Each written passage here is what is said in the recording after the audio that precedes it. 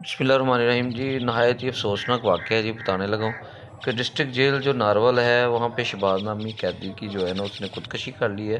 कैदी मोहम्मद शहबाज जो था वाशरूम पे जो लगे पंखे हैं उसने चादर लटका कर खुदकशी की है।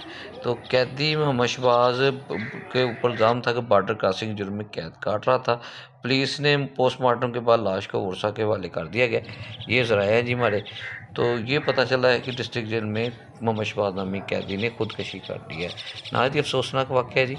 और जेल के अंदर खुदकशी का मामला हुआ है और ये सूरत हाल है जी। मुबैना तौर पर खुदकशी का मामला है। तो ये बता रहे हैं आपको कि उस पर इल्ज़ाम था कि बॉर्डर क्रॉसिंग की हुई थी।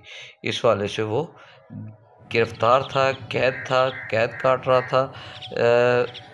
अब वजह उसमें क्या बनी, लेकिन मेन ये बताया जा रहा है कि कैद काट रहा था, बॉर्डर क्रॉसिंग का इल्ज़ाम था जिस पर उसने खुदकशी की है।